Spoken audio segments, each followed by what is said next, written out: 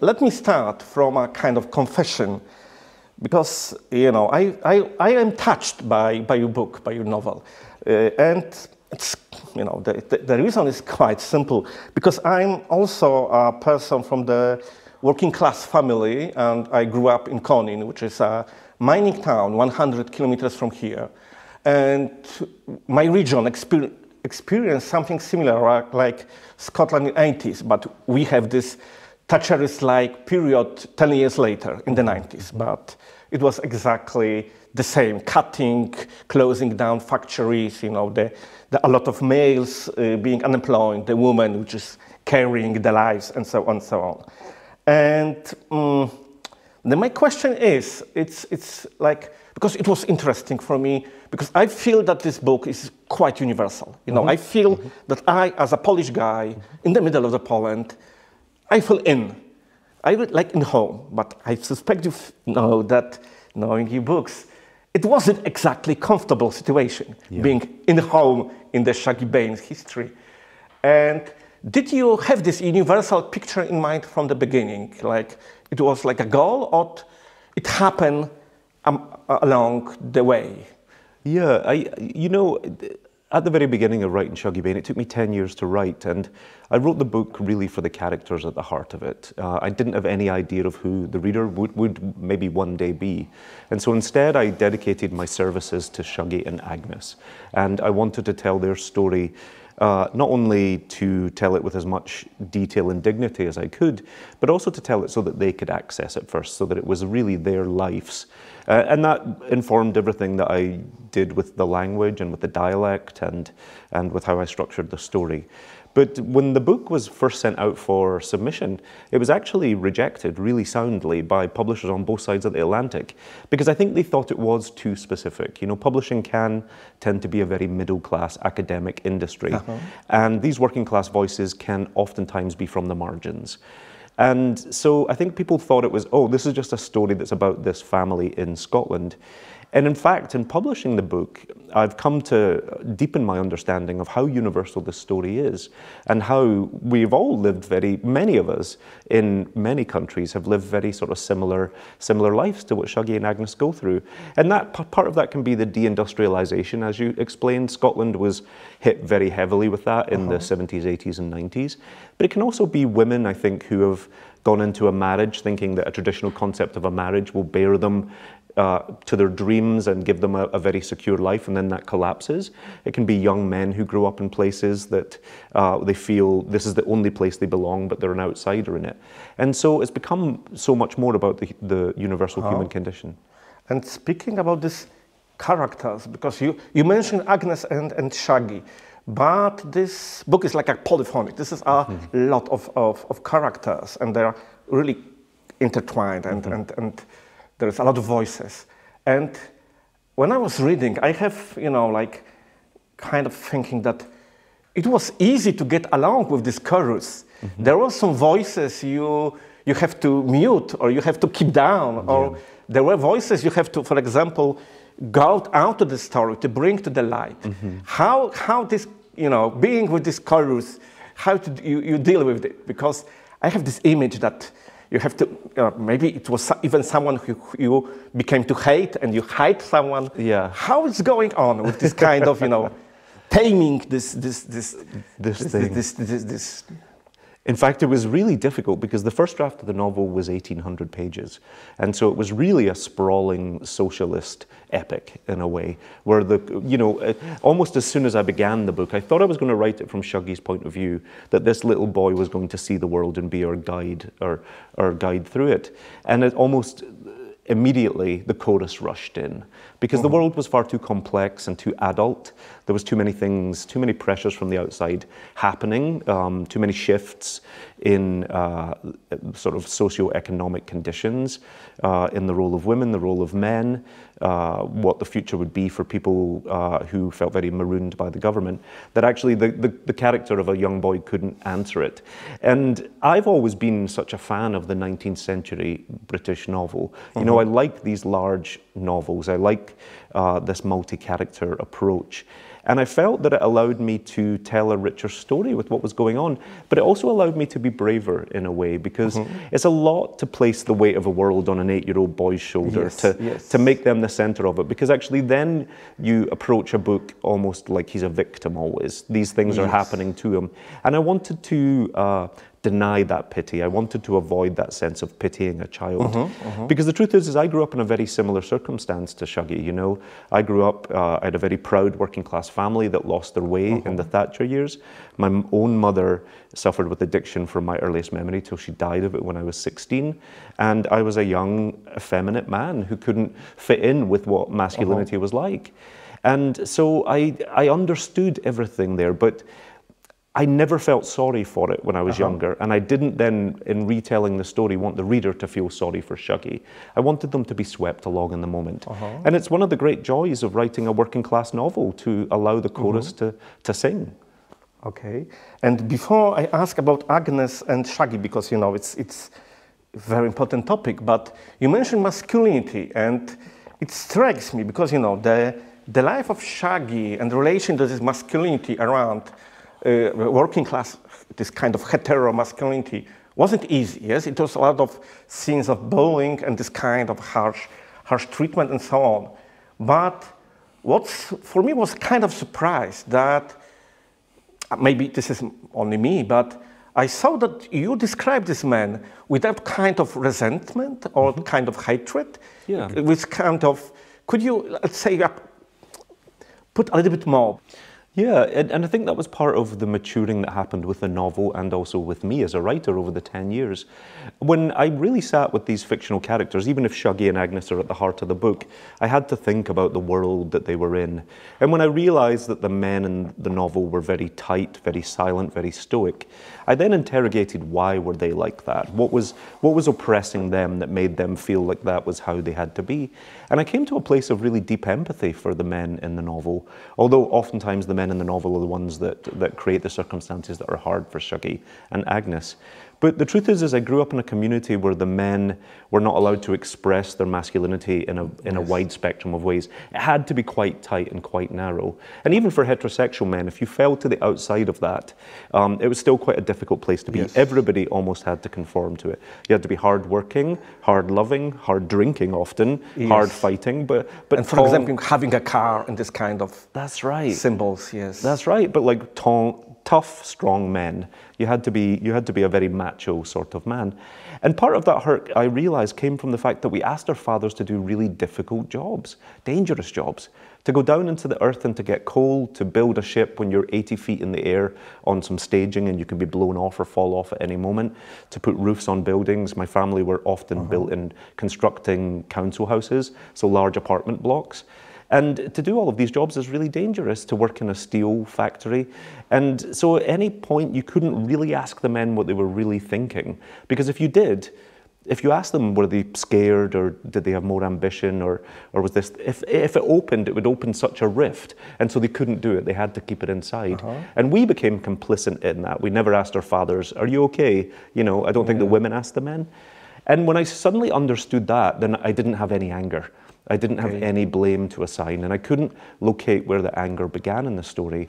And I realized that everyone was just participants in this complex world, and everybody had a part to play in it rather than oppressors and oppressed.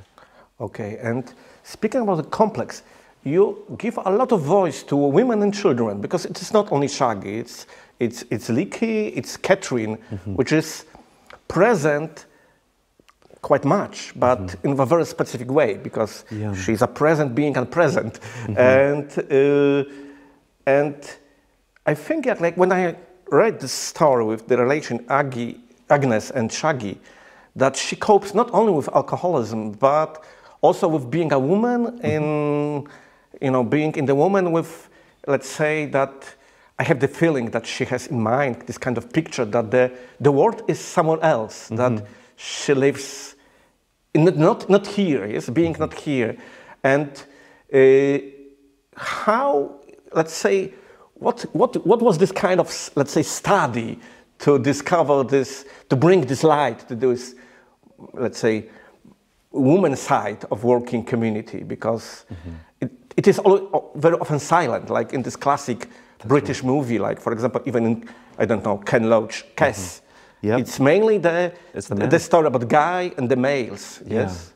Yeah, I think you've nailed it. I think whenever you look at industrial societies, any upheaval there affects the men first, and so that tends to be where we focus the lens. And I had grown up in a very masculine world, but I was the son of a single mother. And so I'd known all the strength and the resilience and the emotion and the understanding to come not from the men who were in control, but from the women that were sort of dealing with those men. And as a young man, I lived in a very privileged world because my mother allowed me access to this world of women that I think young boys don't often get to see. And whether that was friends or other women who were suffering with addiction, or my aunts or whoever it was. And so my entire world as a young boy was feminine. Now that presented problems for me as well as a young boy, because it made me quite effeminate and it made the other men not quite sure what to do with me. But as a man now, I'm incredibly grateful for it. And Agnes Bain was such a fascinating character to write. She is, in the way, why I wrote the book, because I wanted to explore this woman at the heart of it. Part of it is an homage to my own mother, who I lost at 16, and not just her struggle and her pain, but also her resilience, her defiance, her very quiet, subtle hope, her sense of glamour and self-worth. But I just always saw that character of Agnes Bain as this very radiant thing on this quite grey landscape. And for me, that was where the story was. It was the strength of women. It was the society of women. It was also how hard it was sometimes for women. And you know, Agnes and Shuggie are very isolated, but in very different ways. Shuggie is isolated because he's an effeminate boy, but Agnes is isolated because she has self-worth and because she has this sense of pride and a very quiet, sometimes not very quiet ambition, but she is worth something. And even when she's disintegrating on the inside, her exterior never changes. She looks like a queen. She looks like a Hollywood star.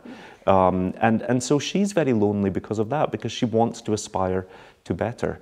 And I just thought there was a real human struggle there that I wanted to write about. Yes, but for me it was like, I was thinking because, you know, Agnes is, because she's trapped in addiction and, you know, in this kind of inhuman wheels, you know, it's crushing her and, you know, like really, really like a machine. It's you can feel this. And then, you know, you manage to, you know, show that he's not only this, but the question is maybe a little difficult.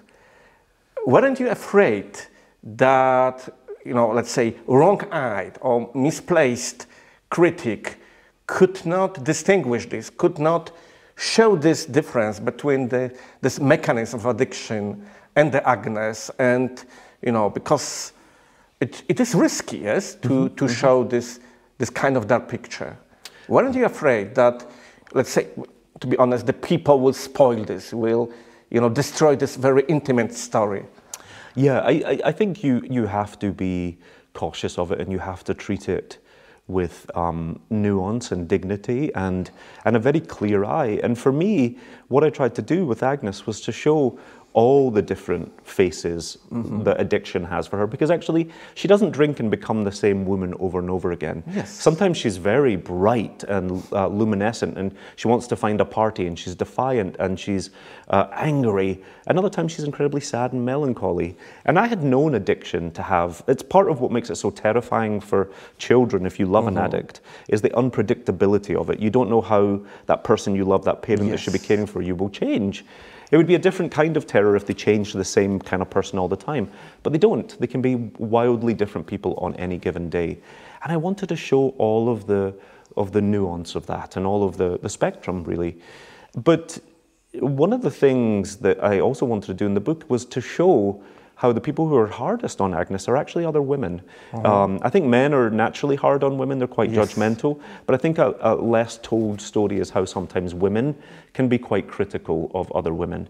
And, you know, we almost in heavy drinking communities, you know, the Irish and the Scottish like a drink. You know, we like to, we know the Russians do too, but people, some communities just like alcohol. And within that, I think men are allowed to do almost as they please. They're allowed to, you know, your father can drink too much and you just kind of think that's what men do. Okay. But there's a real taboo when women do it, when mothers are fallible. And I felt that that was a pain worth exploring. It was certainly central to my life as a kid. But it's been interesting because the critics have taken Agnes really to heart. And it is sort of very meta because, in fact, the people who sometimes have a difficult time with Agnes are not male readers, but female readers. Because they cannot understand how a mother would do this. Okay, okay. And speaking about this, because, you know, being in this kind of home with this, you know, being uncertain, being, you know, without this kind of safety, because you never know what's happened. And, you know, like children and like Lick, Agnes and Katrin, they're a little bit like a kind of child commando, like a child, you know, war veteran. They know, you know, how to move in this home battlefield, you know, how to avoid bullets. And, but they cope with this differently. Can you say, because this is like a little bit like a therapeutic story, like a three different reaction to this home battlefield. That's right. I think sometimes when a mother or a father has 3 children, you instantly assume that you're going to have 3 different children. But it's very possible that those children have 3 different parents as well, or that you see them in very different ways. And certainly when there's a generational or quite an age gap in the way that Catherine and then Leek and then Shuggie experience. I mean, the gap between Shuggie and Leek, I think, is about 12 years. So in a way, they've come into Agnes's life at different points of being for this woman. They're in a different era, if you would imagine Agnes as an era. And so Leek understood his mother as this young woman who was very bright and a little bit cheeky and daring and defiant, and she wanted all of these things. And then he sees her collapse into addiction. Shuggie never saw that. Shuggie just, much like myself, just understood that this was how his mother was. And so their approaches are different. So Leek is angry because Leek has a before and an after. Shuggie has no before and after, he just has the now. And so for him, he just knows my mother's unhappy or she's hurt or what's wrong with her. And so his way of coping with that is love. He just keeps giving Agnes more and more love. Whereas even towards the end of the novel, Leek becomes a little bit, you know, he starts to try and give Shuggie some perspective. He says, you're never going to save Agnes. Harsh love. It's a little harsh love, but one of the central questions of the book is how far do you go to save the person you love the most before you have to save yourself? And I think so many of us, it doesn't have to be addiction, but many of us get into relationships like that, where you try all the time to fix someone else, and then you realize, I can't fix you, and I have to decide if I'm going to keep going. That can be a marriage, that doesn't have to be addiction, that can be... When to put when do you then say this is enough for me? It's a very human, it's a human experience for a lot of people. But Shuggie has no other point of reference. And as I was saying, I think children are remarkable in that. They can really accept the world that they're born into until they have context for something else. Because to him it's just a very ordinary thing. And it makes him unhappy and he worries a little bit and he's very anxious. But he loves this woman more than anything. And so he can keep coming back and hoping for a better tomorrow. Okay. And speaking about Leek, I have a, let's say, maybe a little difficult question. Because when I was focusing on Shuggie, I feel that there is a kind of a danger in this story, not only in your book, but in few others, that it's a little bit like from the point of survival. Of course, in a book, without the spoilers, the story is not going as long as your biography, which is in dialogue with the book. But we can assume that somehow it's related. And I have this kind of biblical feeling that we have a story about the Shuggie, which is in the purgatory, yes? And then he's escaping somehow. But what about others, like Leek, those left behind, you know, like, because I have this image, what is happening with these sketches of Leek, with his drawings? And this was, you know, like one of the most unhappy feeling connected with the books. Yeah. What happened with his drawing? You should be worried, is the answer. You know, Leek is an archetype. He is the hero of the book. He's Agnes's middle child, and he makes an enormous sacrifice where he furloughs, at least. He might give up on, but he certainly furloughs his own potential, his own artistic potential, in order to look after his mother and his younger brother. And he is, you know, that is a symbol that appears all the time in British literature, in working class stories. It's incredibly hard to invest in your future 4 or 6 years into education when you have to worry about today, when you have to worry about now. And that's a barrier, I think, that working class men and women always have faced. And so he is my social commentary in a way. Here is a young man with all the potential in the world, all the talent, and yet he cannot advance to a brighter tomorrow for himself. And I think so many working class people struggle with that. And certainly for me, I was thinking an awful lot about Thomas Hardy's Jude the Obscure. You know, he's a big, that book, Thomas Hardy as an author is a huge inspiration of mine. But Jude the Obscure and the character of Jude Foley, where he keeps looking at the university and the city over there and he just can't quite get to it. Like family and, you know, his cousin and the women and Arabella Dawn and all these people come into his life and sort of stop him being able to get there. Small comment about this on the beginning of the book. Yes, yeah, absolutely. Looking at the students. Yeah, that's right. And he watches often. He goes and sits on the coal face, and he watches the train rush by from Glasgow to Edinburgh. And people seem to have very busy, powerful lives, and he's just marooned here in this dying mining town. But for me, Leek is the hero, and Leek teaches Shuggie how to survive. He teaches Shuggie how to be a man, and he's also another masculine identity on the spectrum, because for the men that are quiet, heterosexual and quiet and hard and quite closed off, Leek is actually incredibly tender and gentle and artistic and sensitive and heterosexual. And so he, for me, is the future of masculinity as I'd like to see it. Okay. He's very giving.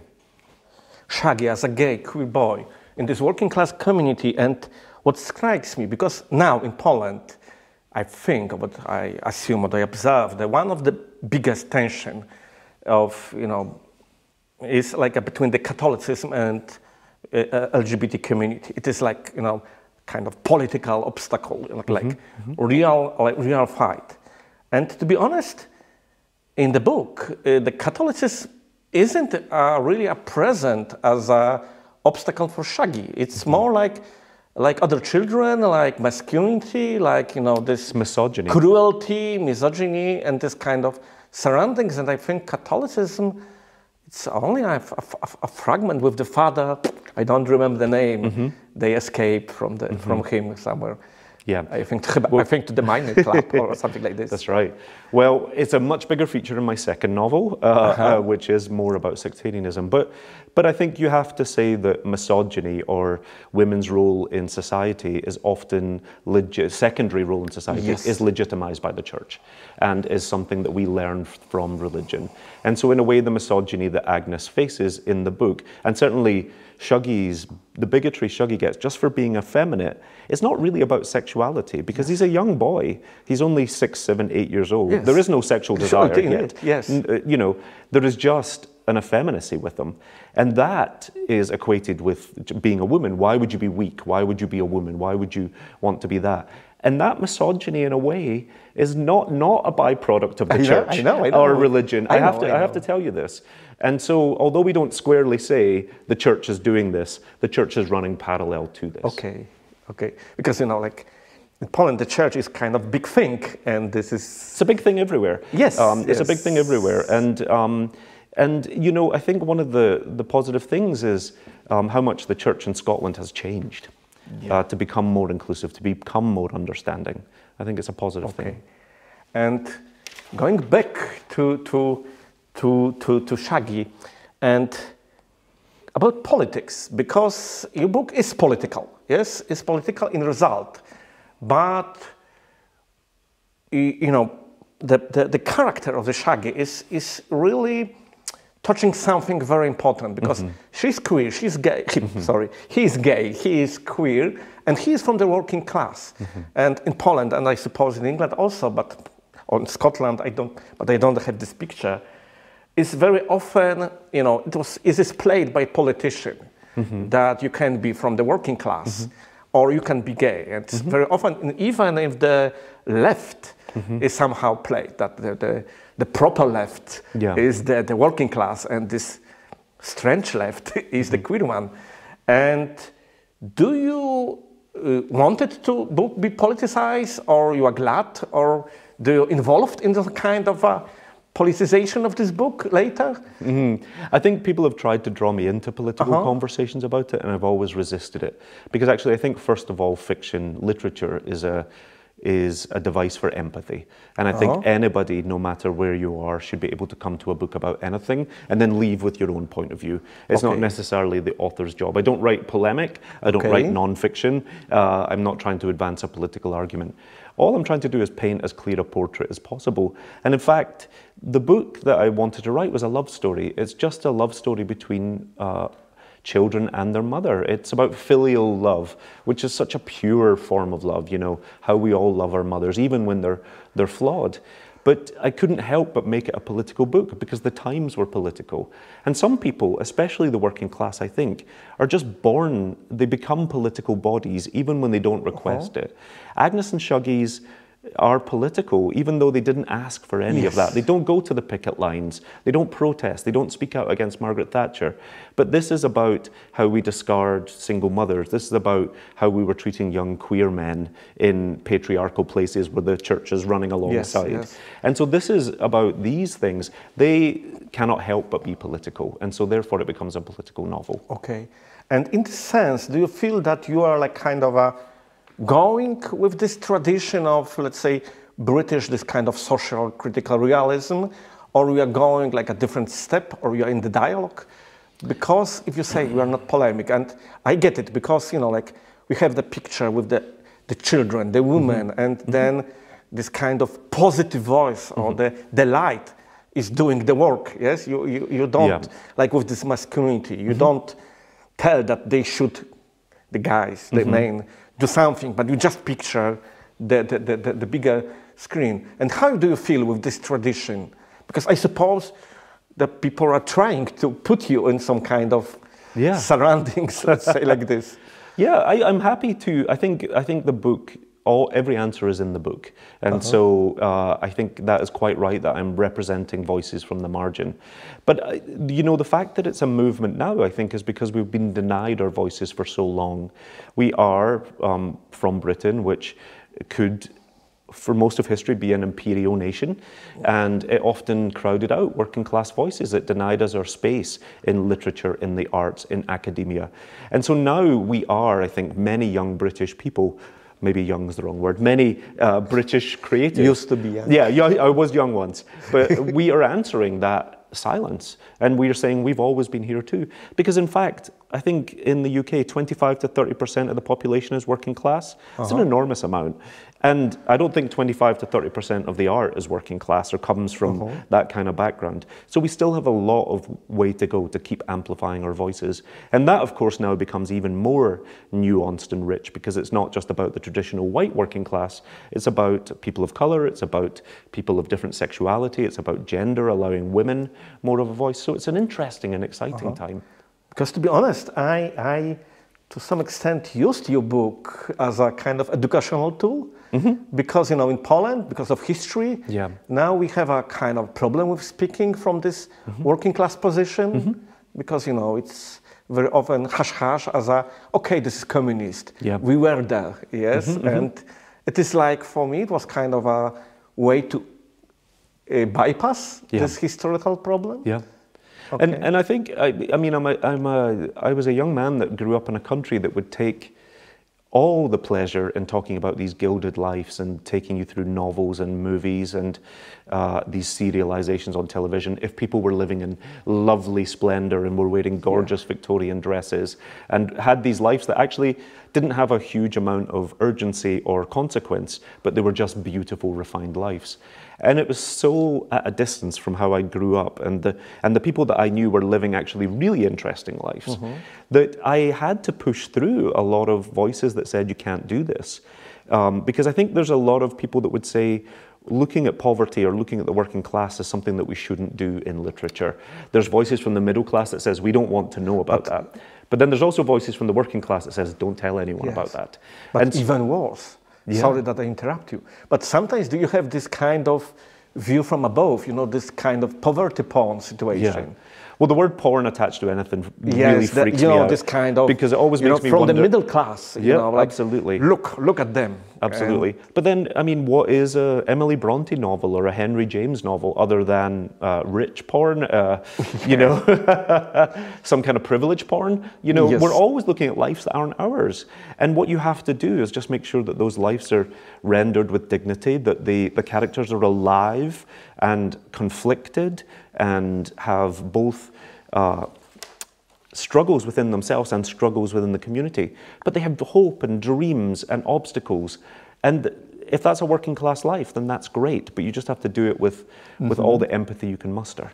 And I will go back It's a very imperialist notion, that poverty porn for me. Yes. And so I see that as a very colonial idea. Yes, because I personally, I did some let's say, effort to counterfight this kind of, you know, narratives in Poland, and this is why I bring this topic, you know, But going a little back to the kind of, let's say, beginning of our talk, because I was struck by, let's say, ethnographic details, kind of, you know, like this story about the false teeth, and I really saw it, you know, I really have this, that you grasp something, what is real, and a lot, maybe it's answer about the, you know, the kind of a kitchen of the writer, but did you collect this kind of details before? It was like and then you put the story, or it was a kind of different way? Because I was struck that there's plenty of this kind of small ethnographic observation, and I was curious how they developed, you know, they were beginning, waiting for the story, or the story was waiting for the detail. I think writers are repositories. I think we're collecting the minutiae of life and other people's lives, and you know, everything that you collect, you're storing it for some point. But the ethnographic details are the details of my community, my family, and so I didn't have to look too far for it. You know, even the story about the false teeth was a very true social clue. This is I ask because this is what this universality I ask on the beginning, because I really recognize this as a but it was also a very important social clue. It wasn't just a small detail to delight the readers. It was a comment on the fact that doctors often replaced healthy teeth in working class people with false teeth because they didn't think working class people would take care of their own teeth. And so it was a cruelty in a way, and it's been confessed to as a cruelty by the head of the NHS, or the National Health Board. It was a very misguided policy, you know, to remove the teeth of the working class because they didn't think we could take care of it. And then also it was a status thing. There was oftentimes young women, working class, middle class, upper class, who for their wedding wanted their teeth removed so that they could have a Hollywood smile and could have dentures. And so for me it's fascinating about what it reveals for people's shame. I'm always writing about shame and pride and how close those things can be together, and how we're always projecting something or reaching for something. And false teeth, especially for Agnes, are about her desire to be a movie star, her desire to be Americanized. Elizabeth Taylor. Taylor, And then the real reality of it is that's not really who she is. That's not the community that she's in. It's a delusion almost. Okay. And I think we are going, you know, to the end. And I have just a last question. And I have to ask this because if Shuggie today will sit on this kind of mining a slag heap, or I think in Scotland you have also a different name, like a binch or a bing. Bing. Yes, and he will look down. What you will write, you know, as a kind of maybe Shuggie is sitting and lick and maybe without the drawings. Yeah, well, actually, I can give you a very direct, very unfunny answer. But I went to the coal faces, the slag heaps in the writing of the novel, and so if Shuggie was sitting there, he'd actually be sitting in the middle of a very nicely manicured cul-de-sac, full of small starter homes, because so much of industrial Glasgow has disappeared, and there's new homes being built on all of this waste ground. I think if Shuggie was alive today, the story could be similar in a way, but it would also be incredibly different. First of all, I think his queerness wouldn't be an issue. Scotland has come so far in my lifetime, and the UK has, and much of the world has, to accepting young queer people. I think communities have realised that they're richer for diversity, and countries are richer for diversity. But I think, you know, although industrial poor have almost also gone away from the UK, there's still too many people living in poverty.